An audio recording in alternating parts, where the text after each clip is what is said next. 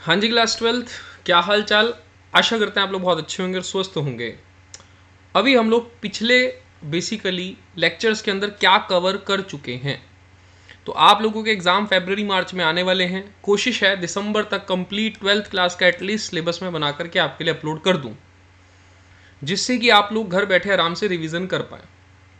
पहला जो हमने कंटेंट क्लियर करा है वो है हमारा गवर्नमेंट बजट।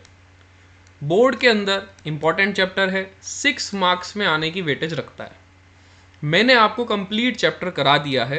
आपको सिर्फ आपके पास जो भी बुक है, चाहे वो संदीप गर्ग है, चाहे वो टीआर जैन या वीके ओरी है, कोई भी XYZ आपके पास बुक है, या प्रीवियस ईयर क्वेश्चन की आपके पास कोई बुक है, तो आप लोग क्या कर सकते हैं, सिर्फ आपको उसके क्वेश्चंस की प्रैक्टिस करनी है। जिस भी क्वेश्चन में आपको प्रॉब्लम क्रिएट होती है उसको बजट की जो वीडियोस हैं उसके कमेंट सेक्शन में आप लोग लिख देंगे, तो मैं वीडियोस में उसकी क्वेरी भी सॉल्व कर दूंगा। अब नेक्स्ट चैप्टर जो हम करने वाले हैं that is aggregate demand aggregate supply या फिर determination of income and employment. क्यों मैंने इसको सिलेक्ट किया, 6 मार्क्स के बाद हम लोग इस 12 मार्क के चैप्टर को कवर करने वाले हैं। अब 12 मार्क अपने आप में ज़्यादा वेटेज रखता है, तो इंपॉर्टेंट चैप्टर है, हम लोग इसको कवर करेंगे। काफ़ी बड़ी यूनिट है, तो कोशिश करेंगे कि जल्दी से जल्दी हम लोग इसके लिए आपको कंप्लीट करके इसको दे दें। तो शुरुआत कहाँ से कर सकते हैं हम लोग, सबसे पहले हम लोग शुरुआत करेंगे चैप्टर के बेसिक से। चैप्टर का नाम ही एग्रीगेट डिमांड एग्रीगेट सप्लाई है, तो हम लोग एग्रीगेट डिमांड के मीनिंग से इसको हम लोग शुरू करने वाले हैं।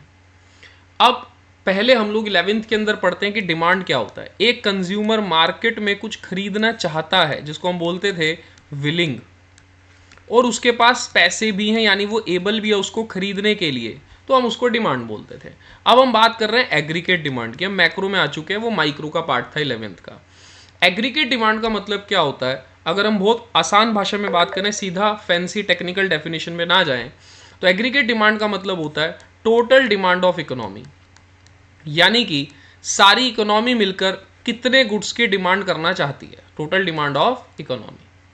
अगर सारी इकोनॉमी मिलकर के 500 करोड़ के गुड्स को खरीदने के लिए चाहती है और एबल भी है, तो वो 500 करोड़ के गुड्स की वैल्यू को हम लोग क्या बोलते हैं, एग्रीगेट डिमांड। सिंपल और आसान।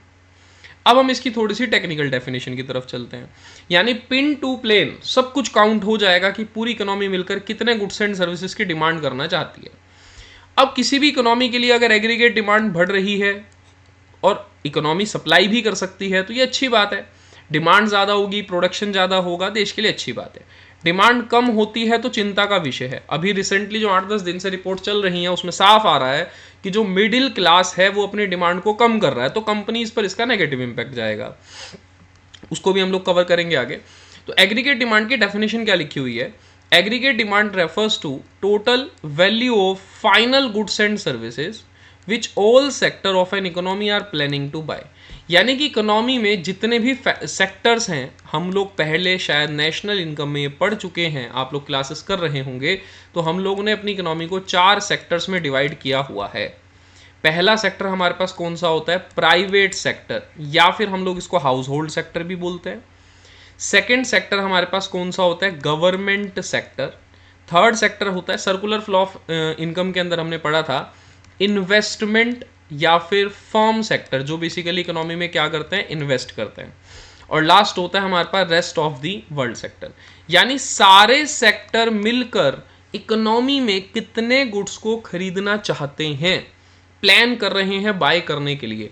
अगर ये सारे सेक्टर मिलकर इकोनॉमी में 1000 करोड़ रुपए के गुड्स को खरीदना चाहते हैं, तो 1000 करोड़ रुपए के गुड्स ही हमारे लिए क्या बन जाएंगे, एग्रीगेट डिमांड। आसान है। तो डेफिनेशन आप लोग फटाफट से कॉपी में लिखेंगे और याद भी करेंगे कि वो गुड्स एंड सर्विसेज की वैल्यू जिसको सारे सेक्टर मिलकर प्लान कर रहे हैं खरीदने के लिए एक अकाउंटिंग ईयर में, तो उसे हम क्या बोल देते हैं, एग्रीगेट डिमांड।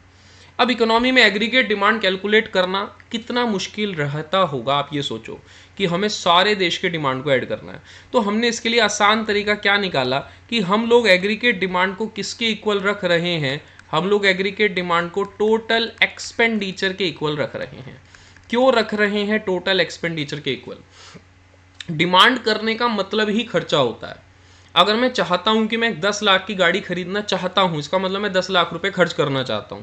यानी कि एग्रीगेट डिमांड को हम किसके इक्वल रख सकते हैं? टोटल एक्सपेंडिचर के। और इकोनॉमी के टोटल एक्सपेंडिचर को हम लोग 4 पार्ट्स में डिवाइड करते हैं। तो एग्रीगेट डिमांड किसकी इक्वल है? बेसिकली टोटल एक्सपेंडिचर के इक्वल। अब 4 सेक्टर्स जो हमने डिवाइड किए हुए हैं, हमें उनके बेसिकली खर्चों को यहां पर ऐड करना है और हम लोग गेट कर लेंगे किसको? एग्रीगेट डिमांड को।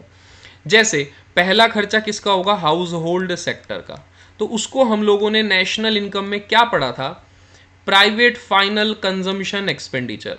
मैं भी प्राइवेट सेक्टर में हूं, आप भी प्राइवेट सेक्टर में। हम लोग मार्केट से शर्ट खरीद के लाते हैं, जींस खरीद के लाते हैं, गाड़ी खरीद के लाते हैं, फोन खरीद के लाते हैं। तो ये सब किस में आता है? हमारा प्राइवेट फाइनल कंजम्पशन एक्सपेंडिचर में। दूसरा हमारे पास यहाँ पे जो लिखा हुआ है वो है इन्वेस्टमेंट एक्सपेंडिचर। इन्वेस्टमेंट एक्सपेंडिचर का मतलब क्या होता है? जो खर्चा हमने कंजम्पशन नहीं, इन्वेस्टमेंट के पर्पज से किया है। हम घर बना रहे हैं, इन्वेस्टमेंट एक्सपेंडिचर है। अंबानी जी 500 करोड़ का मोबाइल 500 करोड़ का प्लांट खरीद रहे हैं, इन्वेस्टमेंट एक्सपेंडिचर है। गवर्नमेंट जो खर्च कर रही है, अब देखो गवर्नमेंट कितना खर्चा करती है यार इकोनॉमी के लिए। गवर्नमेंट बहुत खर्चा करती है। गवर्नमेंट स्कूल्स के लिए फर्नीचर अरेंज कर लेगी, इंफ्रास्ट्रक्चर में इतना सारा इन्वेस्ट करती है, खर्च करती है, हॉस्पिटल्स में इतना पैसा खर्च करती है। तो गवर्नमेंट के खर्चे को हम लोग किस में रखते हैं? गवर्नमेंट एक्सपेंडिचर में।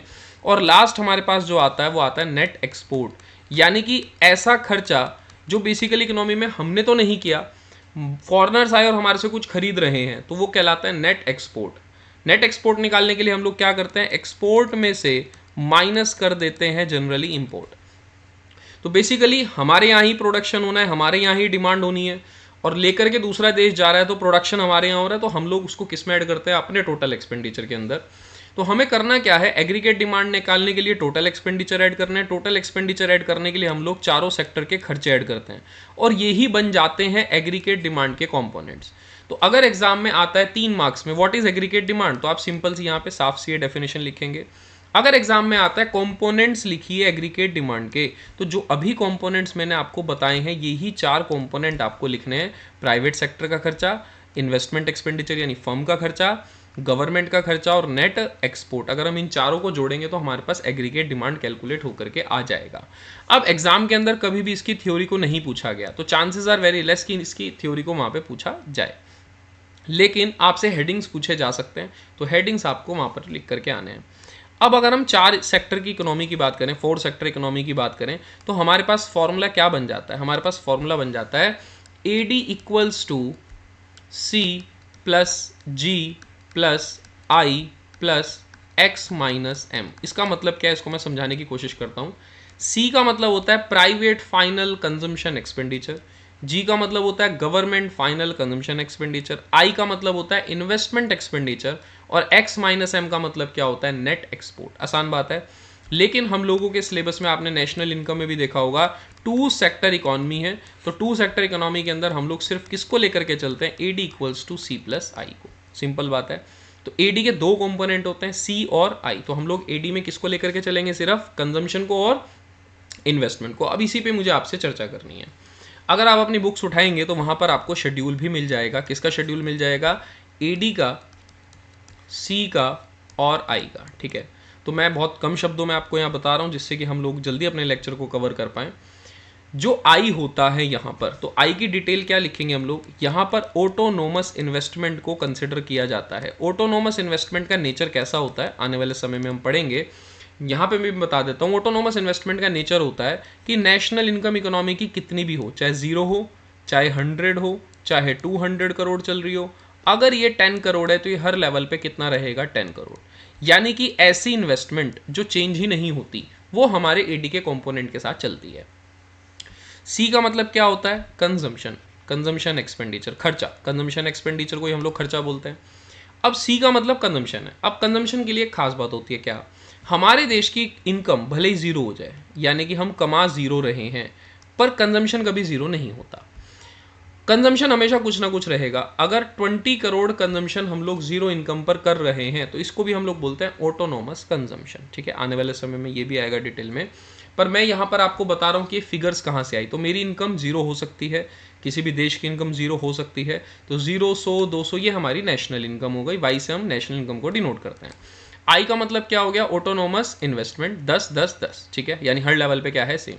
सी का मतलब क्या हो गया, कंजम्पशन, और कंजम्पशन कभी जीरो नहीं होता, मैं कमा नहीं रहा हूं तब भी मैं कुछ ना कुछ कंज्यूम करूंगा, जैसे जैसे मेरी इनकम बढ़ेगी वैसे वैसे मैं अपनी कंजम्पशन को बढ़ाता रहूंगा, ठीक है, नॉर्मल सी बात है, मेरा इनकम बढ़ेगी तो खर्चा भी बढ़ेगा। अब मुझे एडी कैसे निकालना है, सी प्लस आई करके, तो सी प्लस आई करते हैं, 20 प्लस 10 कितना हो गया 30, 80 प्लस 10 कितना हो गया 90, 120 प्लस 10 कितना हो गया 130। अब मुझे इसके डायग्राम को यहाँ पर आपको सिखाना है, ठीक है। डायग्राम कैसे बनेगा, सिंपल सी बात है, हम लोग एक वाई एक्सिस बनाते हैं, सिंपल सा एक एक्स एक्सिस बनाते हैं। मेरा डायग्राम साफ नहीं होगा तो आप किसकी हेल्प ले सकते हैं, अपनी बुक्स की हेल्प ले सकते हैं। यहाँ पर आप क्या करना है, सबसे पहले आपको ड्रॉ करना है क्या, हाँ, जो बच्चे एग्जाम में नहीं लिख करके आते, ओ एक्स एक्सिस क्या शो कर रहा है हमेशा पूरे चैप्टर के अंदर, national income. O Y axis जो भी डेटा आपको शो करना है, जैसे मुझे सी दिखाना है, जैसे मुझे आई दिखाना है, जैसे मुझे ए डी दिखाना है। अब मुझे सबसे पहले किसका कर्व बनाना है, सपोज आई का कर्व बनाना है। देखो आई जीरो से शुरू नहीं हुआ, भले ही नेशनल इनकम जीरो है पर आई जीरो नहीं है। अगर ये 10 है तो हर लेवल पे कितना रहेगा 10, चाहे नेशनल इनकम मेरी कितनी भी हो, 100 200 300 400, यानी हर लेवल पे क्या रहेगा, सेम, सिंपल सी बात। सी मेरा जीरो से शुरू नहीं हो रहा है, पूरे ओ वाई एक्सिस से आप कहीं से भी शुरू करो, जीरो से शुरू नहीं करना, तो मैंने यहाँ से कहीं अंदाजे से सी शुरू कर दिया। मैंने सी को अपवर्ड क्यों बनाया, क्योंकि वाई बढ़ने के साथ जनरली क्या बढ़ता है, सी बढ़ता है, ठीक है। ऑब्वियसली बात है, इनकम बढ़ेगी तो कंजम्पशन भी बढ़ जाएगी, यानी खर्चा भी बढ़ेगा। अब मुझे एडी बनाना है, यानी मैं वाई और सी को ऐड करता रहूंगा हर लेवल पे, तो सी के पैरेलल कौन बन जाएगा, एडी। तो ये आपका किसका डायग्राम हो गया, एग्रीगेट डिमांड का, कंजम्पशन का और इन्वेस्टमेंट का। तो आप इसको होप नोट कर लेंगे। यहाँ तक सेशन अच्छा लगा, समझ आया, चैनल को सब्सक्राइब करो, लोगों के साथ शेयर करो और कमेंट करके जाना कि सेशन कैसा लग रहा है, ठीक है। लंबी यूनिट है तो मैं कोशिश करूंगा थोड़ा जल्दी हम लोग अपने टॉपिक्स को कवर करें। किसी टॉपिक को दोबारा समझना है, समझ नहीं आया तो वो भी आप मेरे से पूछ सकते हो। तो यहाँ पर हमारा पहला डायग्राम तैयार हो गया, और पूरे बेसिकली अगर हम देखें तो सबसे ज़्यादा इंपॉर्टेंट चैप्टर के डायग्राम ADAS में ही हैं, फॉर्मूले भी हैं, न्यूमेरिकल भी हैं, तो अपने आप में एक बेहतरीन चैप्टर है, मेरा फेवरेट चैप्टर है, इसलिए मुझे इसको कराने में भी मज़ा आता है। अब हम इसके बाद किस पे चलते हैं, एग्रीगेट सप्लाई पे, ठीक है। एग्रीगेट सप्लाई को शॉर्ट फॉर्म में हम क्या लिख सकते हैं, एग्रीगेट सप्लाई यानी AS। अब AS का मतलब समझते हैं क्या होता है। अब क्योंकि मार्केट में डिमांड हो रही है, इकोनॉमी में डिमांड हो रही है, तो भैया सप्लाई भी कोई करेगा, ये ऑब्वियस सी बात है। तो डिमांड को सेटिस्फाई कौन करेगा, सप्लाई करेगा। डिमांड करने वाले हमारे पास 4 सेक्टर है, हमने पढ़ा है, सारे सेक्टर मिलकर क्या करते हैं, डिमांड करते हैं। ऐसे ही सारे प्रोड्यूसर, इकोनॉमी के अंदर बहुत सारे प्रोड्यूसर्स हैं, तो वो क्या करेंगे, सप्लाई करेंगे और इस एग्रीगेट डिमांड को सेटिस्फाई यानी फुलफिल करेंगे और प्रॉफिट कमाएंगे, सिंपल सी बात। तो जितनी मार्केट के अंदर डिमांड है, सेलर्स कोशिश करेंगे उतनी सप्लाई करने की भी। तो सारे प्रोड्यूसर मिलकर, इकोनॉमी में सारे प्रोड्यूसर मिलकर कितनी सप्लाई करना चाहते हैं, तो अगर सारे प्रोड्यूसर मिलकर, अब टाटा अंबानी अडानी हर बड़े से छोटा हर पर्सन अगर हम जोड़ दें, इकोनॉमी की सारी सप्लाई अगर हम जोड़ दें, सारे गुड्स एंड सर्विसेज का प्रोडक्शन जितना वो करना चाहते हैं उसे हम क्या बोलते हैं, एग्रीगेट सप्लाई। क्या लिखा हुआ है, refers to money value of final goods and services that all producers are willing to supply in economy. सारे सेलर्स मिलकर, सारे प्रोड्यूसर्स मिलकर कितना सप्लाई करना चाहते हैं उसी को हम क्या बोलते हैं, एग्रीगेट सप्लाई। अब यहाँ पे आपको एक वर्ड दिखाई दे रहा होगा कि एग्रीगेट सप्लाई को मैंने किसके इक्वल रख दिया, नेशनल इनकम के। क्यों रखा, उसका रीजन समझते हैं। एग्रीगेट सप्लाई का मतलब क्या है, प्लान्ड आउटपुट, यानी कितना हम प्रोडक्शन करना चाहते हैं, यानी कि प्लान्ड आउटपुट किसका, planned output of goods and services. Basically हम ऐसा बोल सकते हैं एग्रीगेट सप्लाई आने वाले समय में production of goods and services होने वाला है।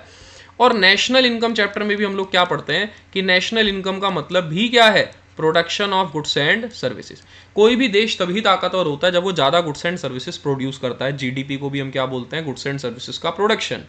तो नेशनल इनकम का मतलब यानी वाई जो हम लोग डिनोट करते हैं जिसको वाई से, तो नेशनल इनकम का मतलब भी क्या है, production of goods and services. Aggregate supply का मतलब भी क्या है, production of goods and services. तो जितनी देश की एग्रीगेट सप्लाई होगी उतना ही देश की क्या होगी, नेशनल इनकम। सिंपल सी और आसान भाषा में। तो हम लोगों ने सिंपल सा क्या करा, हमने एग्रीगेट सप्लाई को किसके इक्वल रख दिया, वाई के इक्वल रख दिया। अब आगे मुझे ये समझना है कि वाई के साथ भी दो काम हो सकते हैं, यानी इनकम को हम दो पार्ट्स में डिवाइड कर सकते हैं, या तो कंजम्पशन में या सेविंग में। यानी अगर मैंने 100 रुपये कमाए हैं तो मैं 100 रुपये के साथ दो काम कर सकता हूँ। पैसों को आग तो लगाऊंगा नहीं, सिंपल सी बात। 100 रुपये में से मैं 80 खर्च कर दूंगा तो वो सी हो गया, 20 रुपये मैंने बचा करके रख लिए तो वो क्या हो गया, एस। यानी हम हमेशा इनकम के साथ दो काम कर सकते हैं, या तो हम उस इनकम को उड़ा देंगे, खर्च कर देंगे, आइदर हम उसे क्या करके रख लेंगे, सेव। इसलिए हम यहाँ क्या लिख रहे हैं, A S equals to Y और Y equals to C plus S. Y equals to C plus S का मतलब समझ गए, वाई के साथ दो काम हो सकते हैं, या तो हम लोग कहाँ पैसा खर्च करेंगे, कंजम्पशन में उड़ा देंगे या सेविंग कर लेंगे। तो ए एस का फॉर्मूला क्या बन गया, y equals to C plus S. तो मैं अगर बीच में से y को हटा दूं तो ए एस का फॉर्मूला क्या बन गया, छोटा सा C plus S. A D का फॉर्मूला छोटा सा क्या बना था, सी प्लस आई। अब हमें किसका डायग्राम देखना है, ए एस का डायग्राम देखना है। तो ए एस के डायग्राम को हम बहुत सिंपल रखेंगे अभी। ए एस का डायग्राम जो बनता है वो कहाँ से बनता है, ए एस का डायग्राम बनता है ओरिजिन से, यानी जीरो से। तो एग्रीगेट सप्लाई बेसिकली हमारा इस तरह से अपवर्ड बनता है, ठीक है। एग्रीगेट सप्लाई बोल दो या नेशनल इनकम बोल दो, ये आया कहाँ से, y equals to C plus S से। तो हम लोगों ने दोनों डायग्राम देख लिए। हम अगर एडी का डायग्राम बनाने की कोशिश करें सी प्लस आई के थ्रू, तो वाई एक्सिस से हमने किसको बनाया था, एडी को। ये हमारा एडी का डायग्राम हो गया, और ओरिजिन से हमारा किसका डायग्राम बन गया, ए एस का डायग्राम बन गया। ए एस यानी वाई यानी जीरो हो सकता है, कोई इशू नहीं है।